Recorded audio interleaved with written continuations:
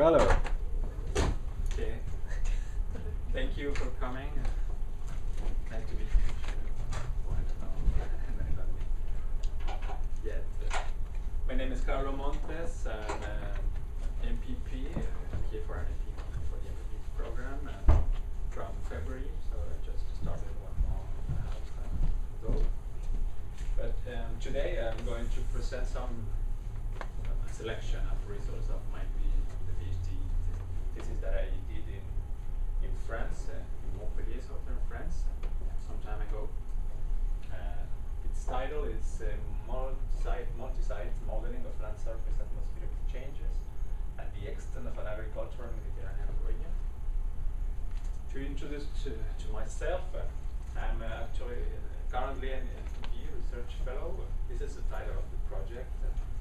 Evaluating vegetational below for a clump and multi-level canopy radiative transfer and scheme and impacts on simulated primary productivity and GISS and climate. The idea is in a following seminar to present this project in order to focus the discussion on my work here. Today I'm going to present only my thesis. I have a PhD in environmental physics from Montpellier. I did that in the Institute of Research for Development in France. I have a master's degree in terrestrial biosphere sciences at Paris, and also in atmospheric sciences in Chile. And I'm an agricultural engineer with a specialization in soil sciences. So the combination of these topics makes my research interests in biometeorology and atmosphere-biosphere interactions in general. So the general motivation of my work is the understanding of the processes of the soil-vegetation-atmosphere interface, because this is important for a number of topics, research topics, such as hydrology, for example, the surface water content determines the partitioning of the water between runoff and infiltration, for example, or the root zone, soil moisture, and the interactions with the water table. And it's very important for regions of semi-arid climate because for these regions, the evapotranspiration represents 2/3 the annual rainfall. That means it's the main output of the water balance, the evapotranspiration. Also for agriculture and ecosystems, because there is a link between the CO2 uptake and the transpirate water. And that determines the productivity of agriculture and ecosystems in terms of quantity, biomass, for example, and quality for agriculture. And in meteorology and climatology, it's important because the land surface process imposes the surface boundary conditions for the land surface and the atmospheric component. And for climate change, in a climate change perspective, the knowledge of these processes is important because for regions, for example, where precipitation is projected to decrease, there is an increasing competition between different sectors, for example, agriculture and human consumption and mining, for example. In Chile today we have a big problem with droughts and agriculture and ecosystems. That's the main topic, one of the main research topics in Chile now. So in this process, the modeling of these processes in hydrology and climatology is developed in order to represent mainly the surface energy balance, surface water balance, momentum balance, and also the last generation models, carbon and organic and other organic compounds. Also, these models are developed to represent the feedbacks between the systems. For example, the modifications of ecosystem as a function of climate, but also the influence of this surface modifications on atmospheric composition, for example. They vary in their complexity. For example, they can be developed to simulate water transfer or CO2 transfer, and they vary in their number of exchange sources. The simpler model represents, for example, vegetation as a one layer, the big leaf approach. But there are models who take the vegetation and the soil and the vegetation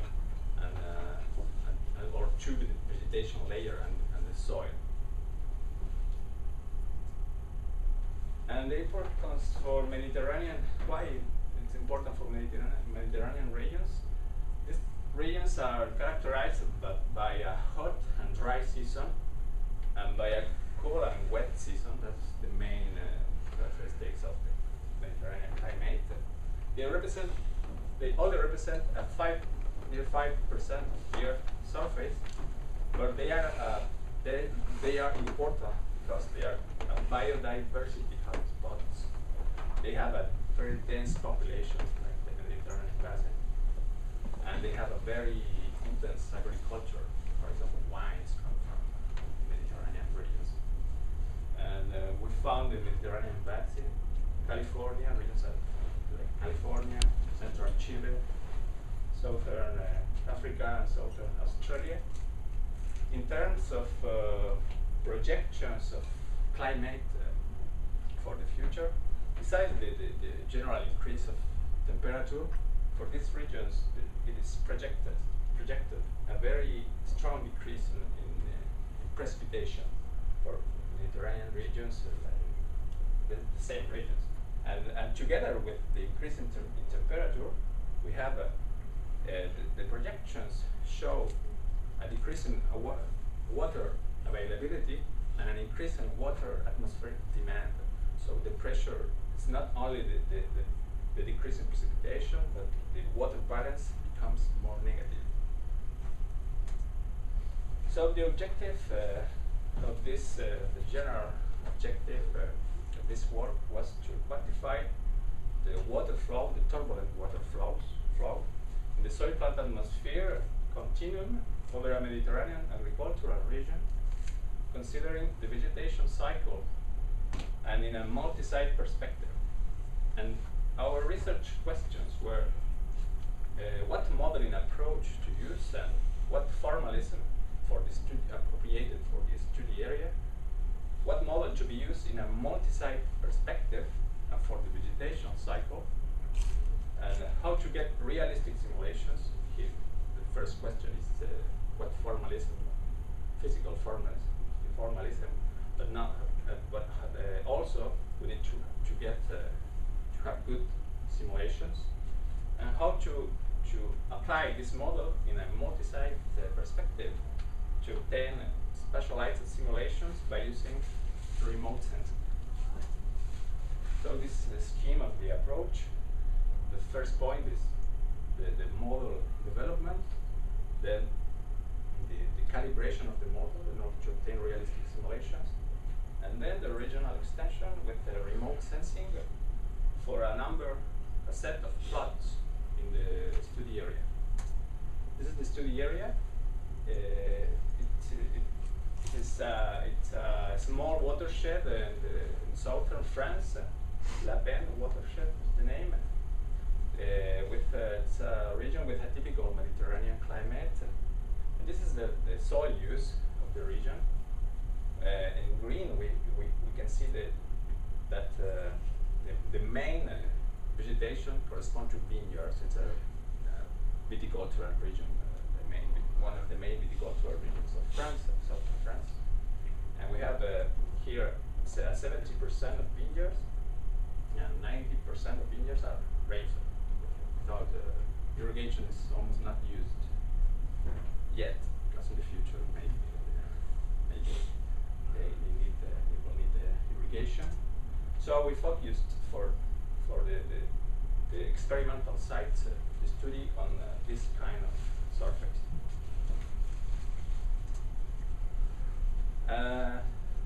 Regarding water conditions, we have different water conditions for the study area. This is a topo sequence, typical topo sequence.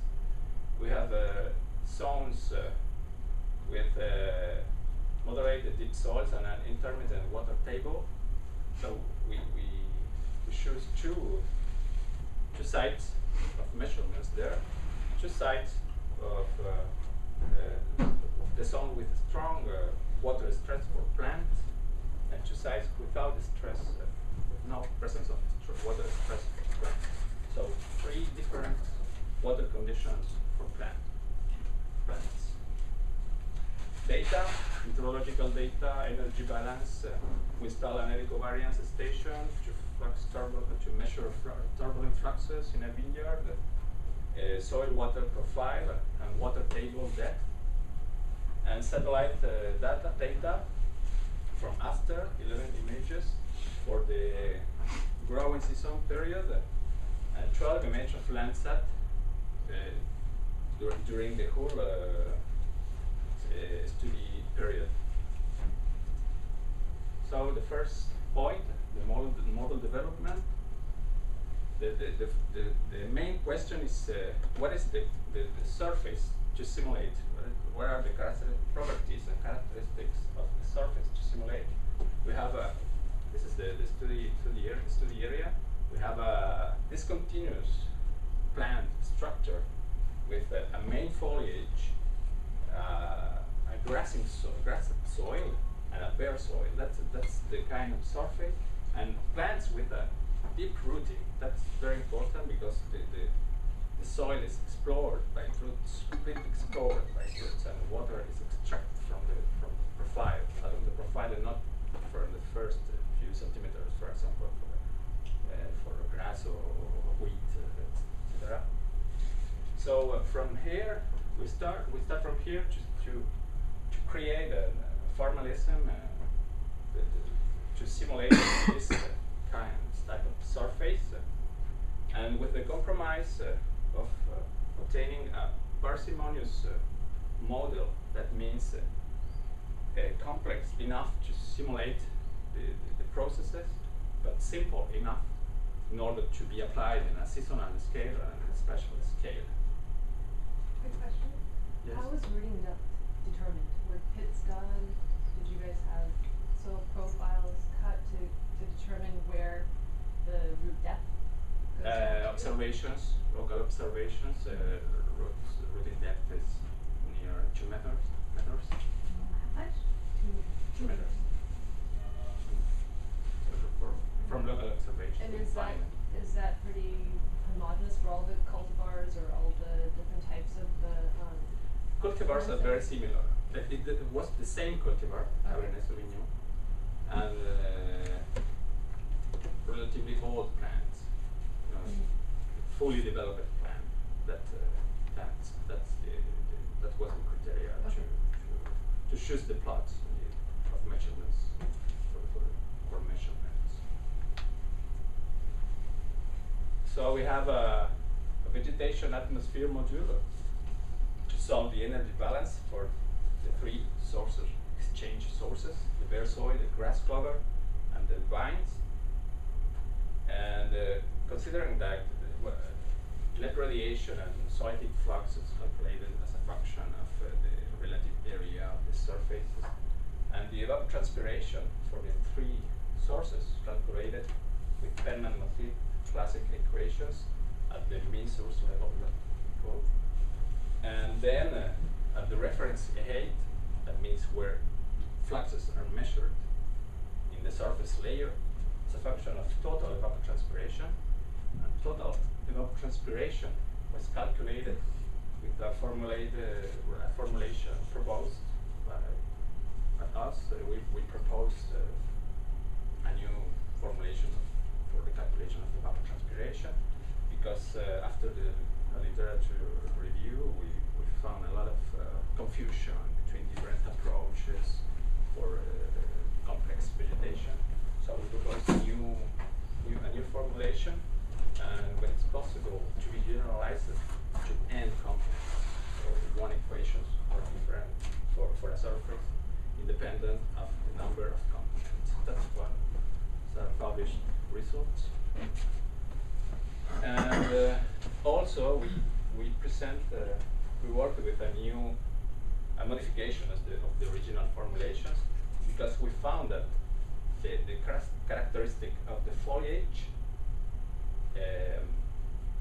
the energy balance for different foliage change as a function of the stomatal That means epistomatic plant foliage.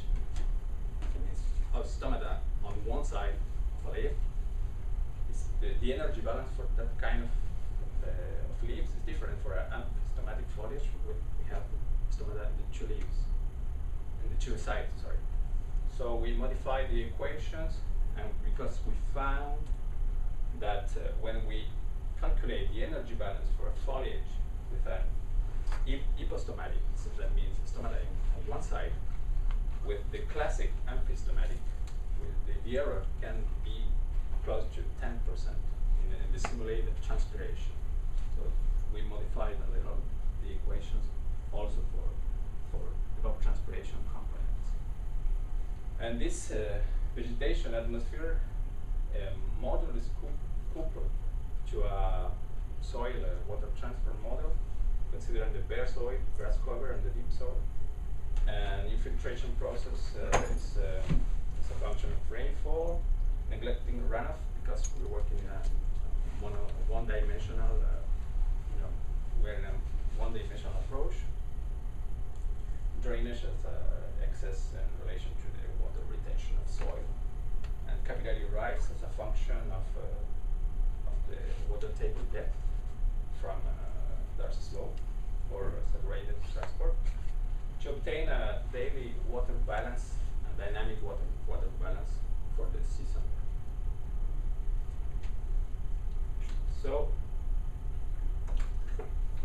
that was the first point, the model development for the specific characteristics of the region. Now, how to get realistic simulations is a general scheme of a calibration process of a model. When we have a model and a set of parameters, input parameters, a set of model outputs, and when we make a comparison between model outputs and observations, we can modify the parameters until obtain good results, and that can be considered as an optimization problem. So for this, there is a number of methods stochastic and multi-objective methods to calibrate models. We use the multi-objective calibration procedure, MCIP, that's French, MCIP, sorry, because it was used for this kind of surface for agriculture, and it's a very robust procedure.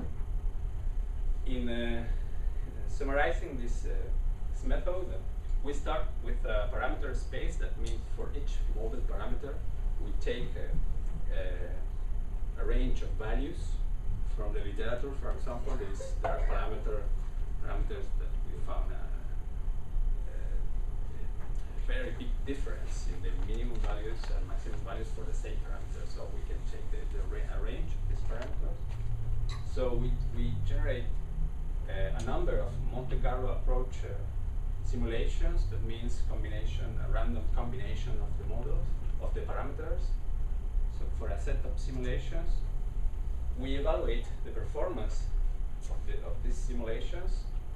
That every point represents a simulation here, and an objective functions.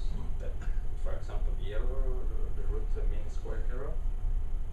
That's the objective function to minimize. And we evaluate the performance, and then the best simulations are separated according to a criteria. In this case, using the Pareto solution, Pareto ranking approach, where we have a front where all simulations can be considered as the best simulation. Because, for example, here, this simulation minimizes this error, and this simulation minimizes this error. So both simulations are the best, because we have to have a compromise, to take a compromise. You see, I don't know if we can talk about that. So after that, we can reduce the range of the parameter values to start a new iteration until arrive to a minimized How many range. parameters do you have? In this model, 29. And the literature for each parameter shows a lot of But that's a lunar surface.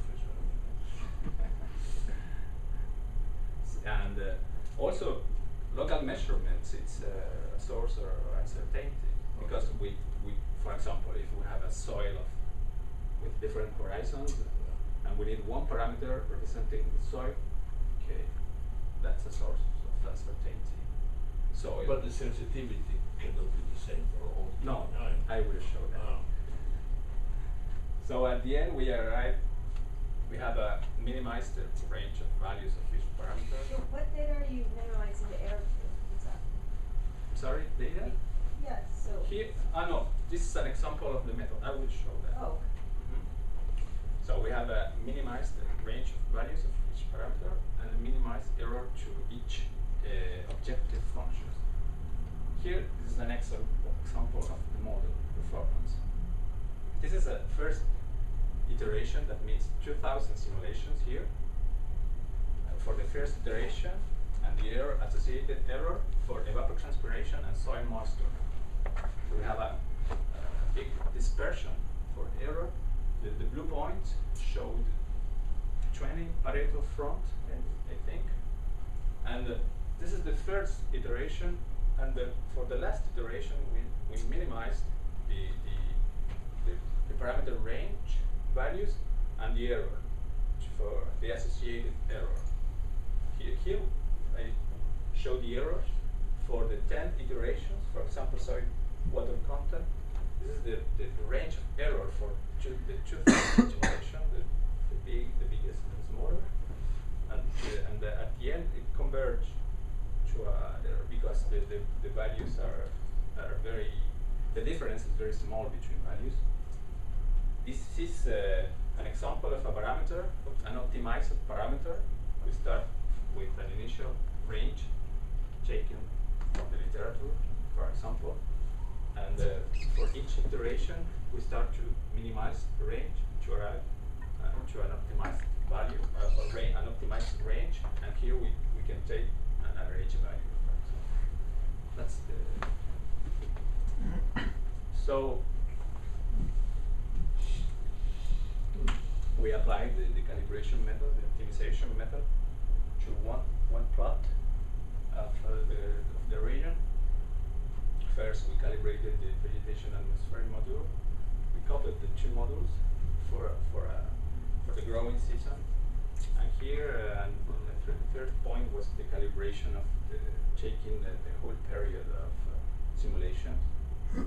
Here we have some example of the daily course of evapotranspiration and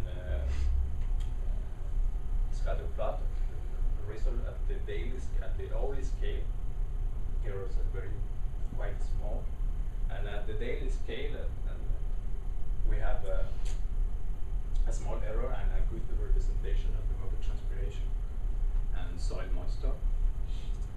And for the whole period, we have here the evapotranspiration and here the soil moisture, and we have a good restitution of the seasonal and interannual course of both variables with a low residual error. So we can say the model is quite simple to be applied seasonal scale, internal scale, but after a good parameter definition, we can have realistic simulations. So you have 29 parameters, and how many data do you have? Data? Yes, input data. Forcing for meteorological, temperature, radiation. Right. So is underestimated, or I mean, what is the ratio between the number of parameters that you have and the data that you use to fix that? That's one of the principle of this approach, is that the error associated with model parameter definition is much important than forcing, the errors associated with model forcing. for example, for variation and data simulation, we take a combination of the two, an optimized combination of model forcing and parameter forcing.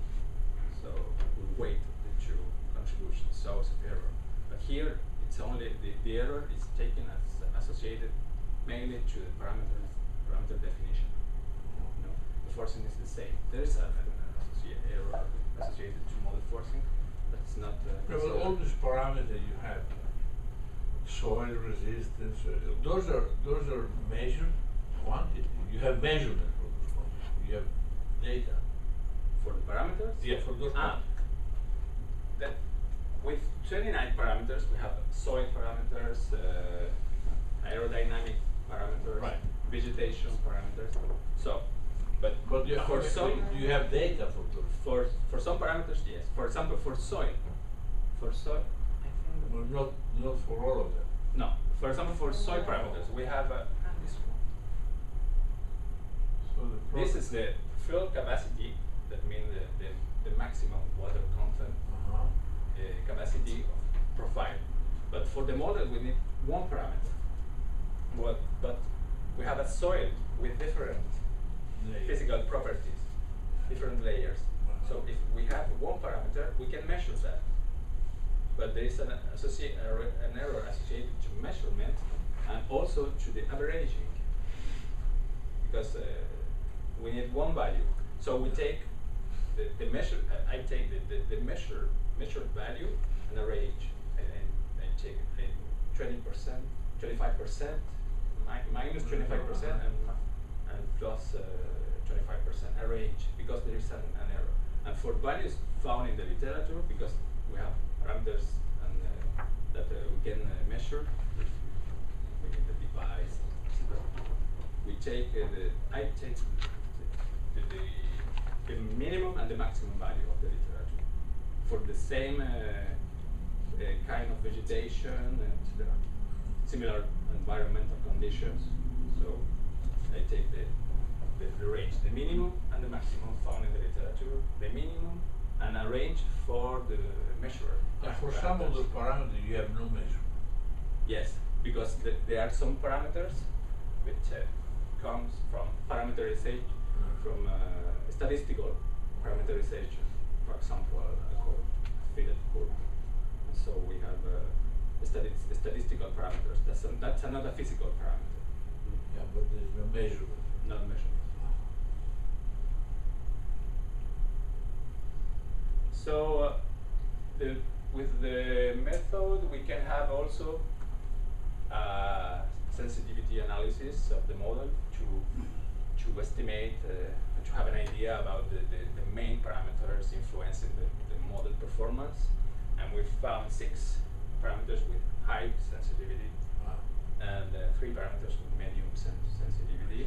So that means, for example, for these parameters, if we can measure, we should put the attention in this kind of parameters. But for other parameters, we can check no matter what value, and the model performance will be the same.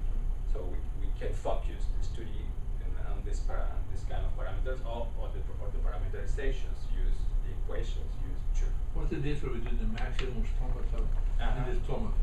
This is the maximum stomatal conductance for the main vegetation. That's a value in meters per second. That's a value, and this is a parameter of the response of the stomatal conductance to bar radiation, for this photosynthetic active radiation, because this parameterization is a multiplicative function.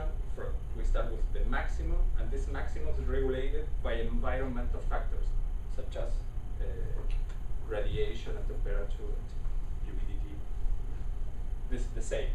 This maximum, the stomatal conductance, is regulated by soil water content.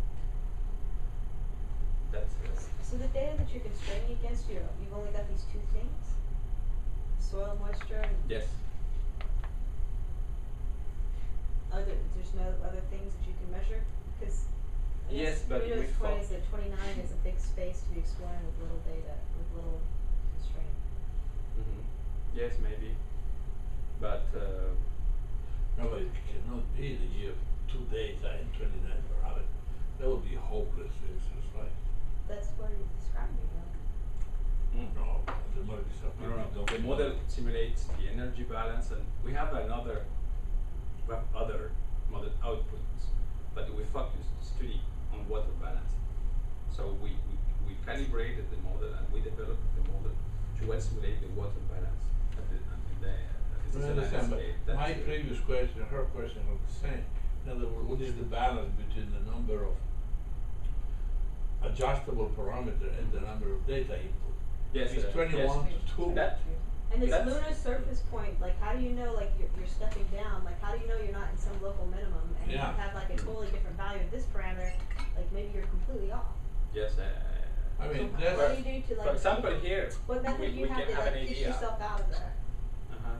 yeah, I mean, the lunar surface stuff, it's an old game, you know, it's so rugged that you can end up in a hole and then you, Yes, as you that- say, That's there's too that's much, that's can create an illusion that you have gotten somewhere. for but example, you're- I will conclude that because this is it's an exploratory work. The first work applied to this region, one of the first works applied to this kind of surface. So this, for example, this. I've seen a lot, like, cause like my background is in isotopes. I've seen people use a lot of like water isotopes to try to Mhm. distinguish these because the reservoirs, like the leaf water evaporation, are very distinct from like coming off the soil, and so it's like another parameter. But it seems like you'd be adding extra things to constrain because your parameter space is so huge. And I've seen it done other similar arid kind of places like California. I don't know. California. Mm-hmm. Like similar model, except that on top of the you know, the water and energy balance, the water balance is a bit more complicated because it keeps track of the fractionation that happens in the plant. Mm-hmm. Oh, Yes. well, let's do it.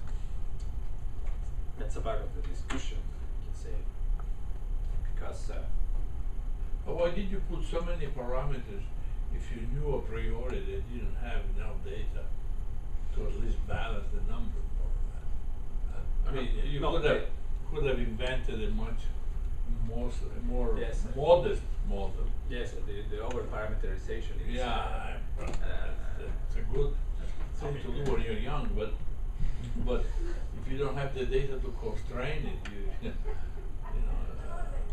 so that was part of the discussion. Uh-huh. For example, the first idea was we have this kind of surface, and we need the equations for this kind of surface, Mhm. type of surface. So that's we did. That's that we I did. understand. So, but after have the results and calibrate the model, we can, for example, with this figure, we talked a lot about this. We have a lot of parameters, which the model is not sensitive. Sensitive. So it's not sensitive. Yeah. So we can simplify the model. Exactly. Because, for example, starting from 29 parameters, we have 6 parameters, important parameters. So if we, starting from a side scale, okay, we conclude that. We know that now. But if we can apply a model to grid, for example, for a grid, that's the idea. I will show that in the future for the laboratory where I work. We need a simpler model. That's the idea. So I think that started from there. So the reflection is okay. We can simplify the model, but we know which are the important processes that we should conserve. That's the part of what was part of the discussion. So we have the third point is the multi-site extension by using remote sensing. The approach is from the model results for the 6 points, and we obtain the evapotranspiration And from satellite measurements of reflectance and surface temperature, we can estimate some evapotranspiration, the regional evapotranspiration, by using some approaches like this.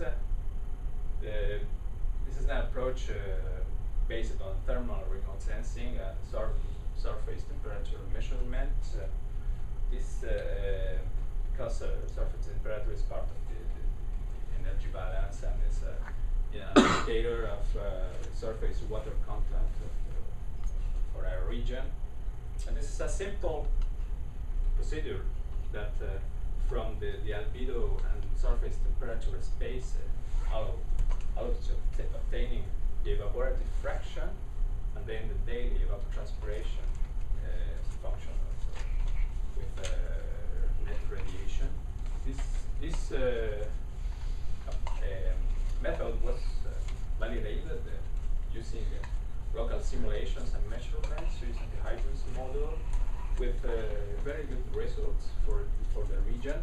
And so, as we used the Landsat imagery, Landsat has a lower radiometric quality compared to ASTER, but for a higher data availability. There's a lot of Landsat data, so it's a very interesting tool to monitor for ecosystem monitoring. So we found we found high temperature dispersion and differences between the two instruments, but as the method is based on the difference of temperature, not the absolute temperatures. The difference of temperature for an image, we found a lower dispersion in terms of evapotranspiration. That was a kind of validation of Landsat. Again, ASTER, because ASTER was validated with ground-based data. And now here we apply the model for the 6 points using meteorological and vegetation and water table foreseeing, the same calibration, but the model was calibrated using the remote sensing evapotranspiration and the measured soil water content. And we compared the performance of Landsat and ASTER in terms of model parameters. So here we have two sites, contrasting sites in terms of soil water content to show the extremes of the region. This is the evapotranspiration calibrated with Landsat and ASTER for two sites, and the soil water content simulated for the two sites. When compared with the reference evapotranspiration from the calibrated model, we obtained very similar evapotranspiration, but here we found differences, and for ASTER we found a relative error of 25% in evapotranspiration and 5% for soil water content, and for Landsat a higher error, associated error of 65% in evapotranspiration, mainly because, or maybe because for Landsat we found some semi-cloudy days, so I should do some filtering of the images, and the time distribution also of Landsat is different for ASTER, so we have a higher complexity for simulating the surface, because we have foliage, bare soil, only grassing, and then the vegetation cycle. So the complexity is higher, and also for some cycles like this, we have the water table very close to this surface. So maybe the capitalized parameterizations should be modified, and also knowing the impacts of that soil saturated water content on evapotranspiration. So maybe the model conditions. And this is the parameter comparison for two satellites, two instruments, and for the two contrasting sites. We found these are the sensitive values. We had high sensitive values.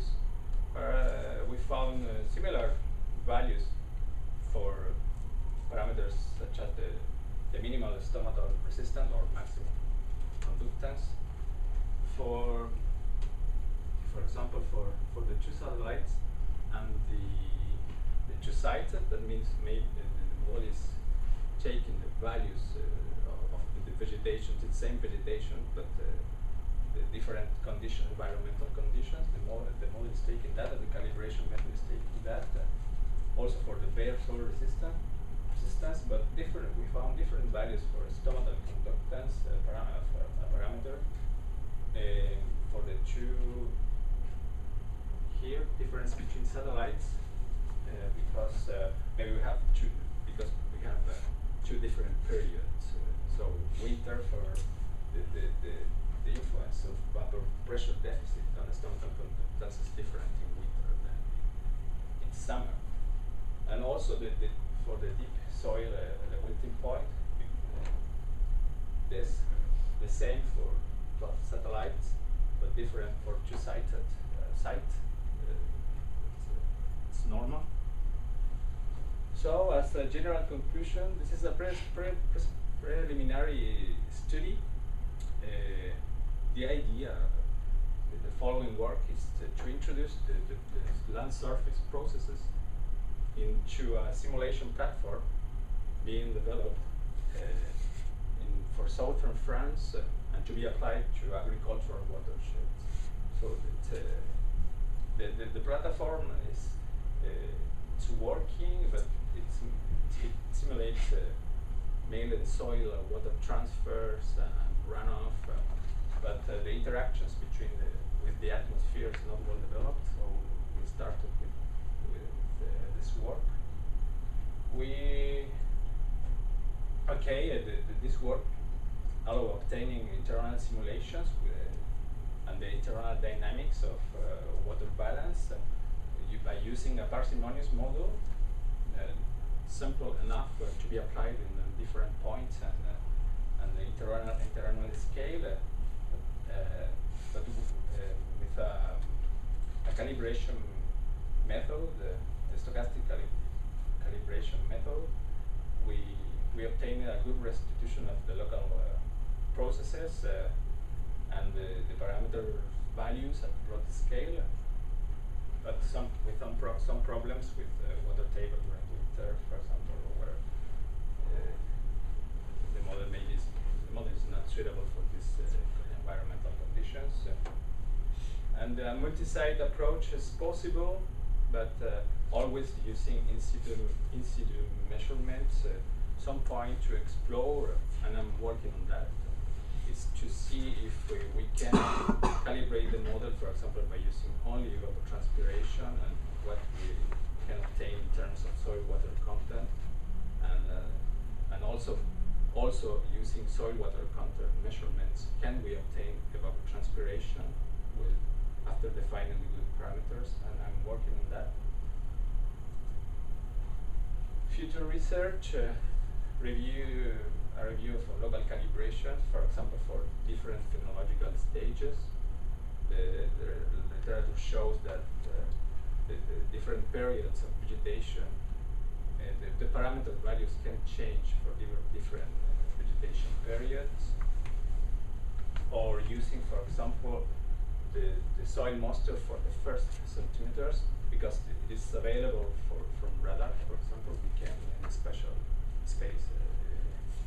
For a spatial approach, we can use satellite imagery of soil water content, and that there are some works using data simulation, for example, to describe the soil profile, the water content of the soil profile from the surface water content measured. And the analysis of calibration results contrast the parameter values according to pedology and in order to find some special patterns.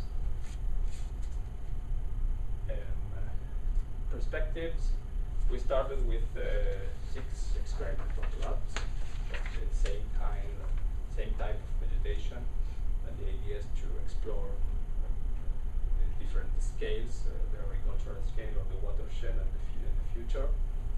And also this can be interesting to explore the time dimension,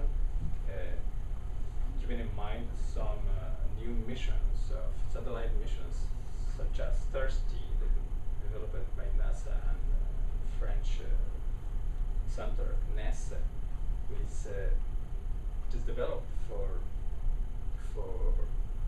as a high resolution mission in space and in time.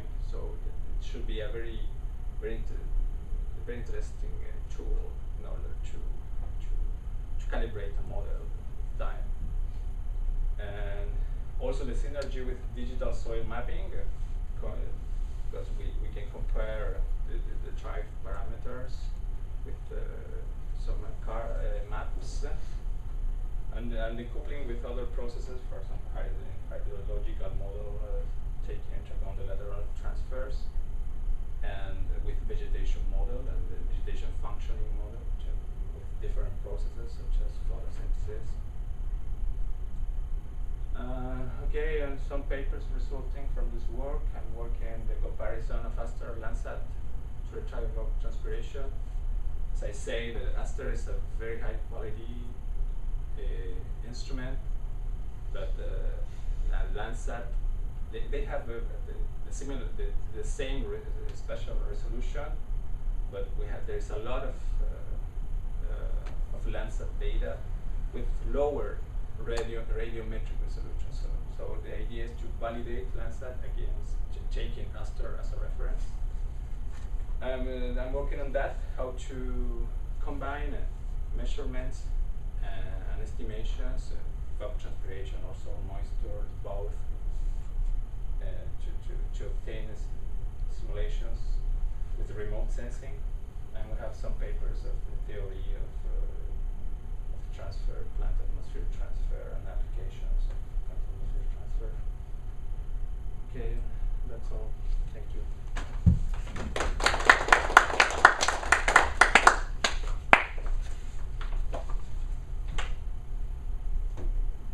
I have a question on the soil moisture or water capacity you're trying to model. I'm coming at this from an empirical, like on the ground field measurement standpoint.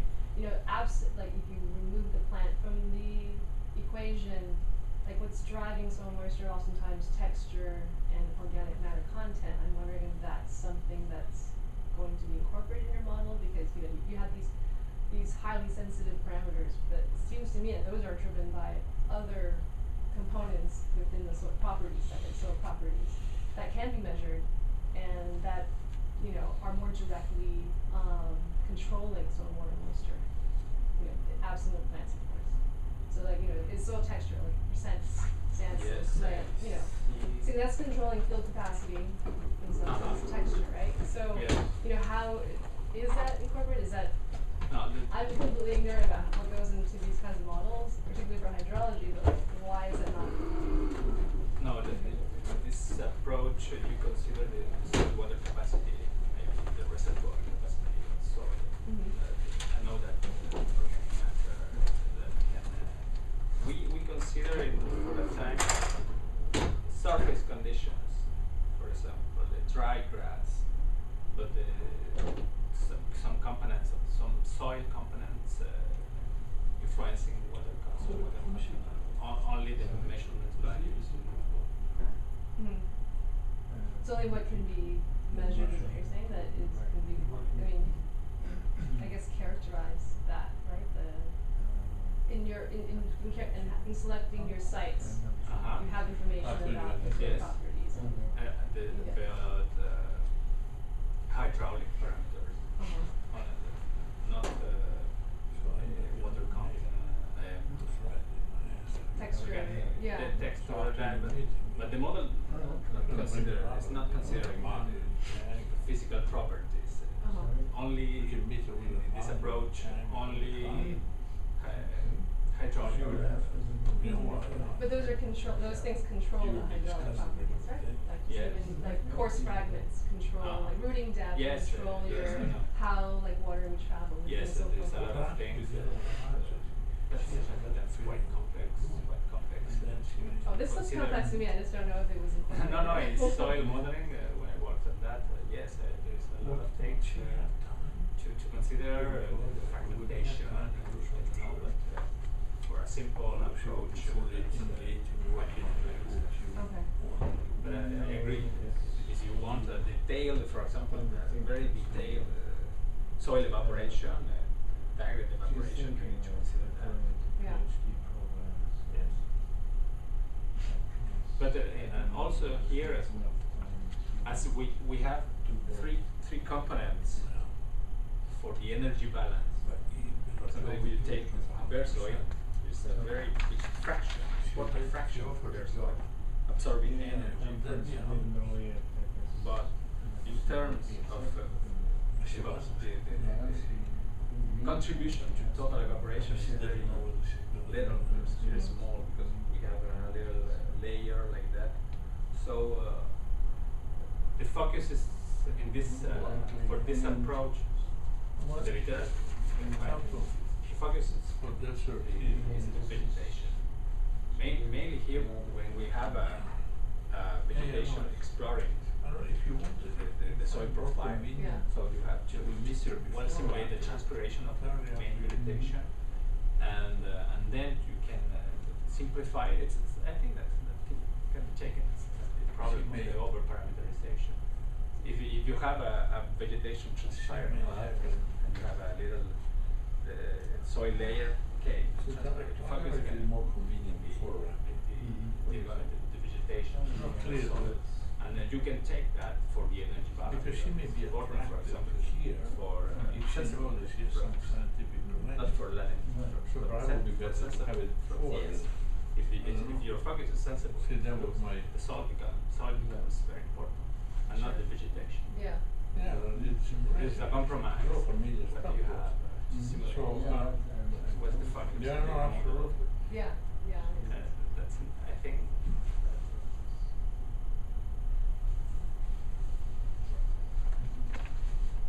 Are you a postdoc here? Yeah. Who are you working with? 'Cause I don't- Nancy Kianga. With Nancy. Yes. But I will present my postdoc project, my APP project, Yeah. following seminar. Nancy, yeah. She's almost never here, right? She's in California. Yeah. So you're over your own, you're over yourself. That's the idea. Oh, that's it. Being Oh, I understand. independent. I understand. Okay, that's a good answer.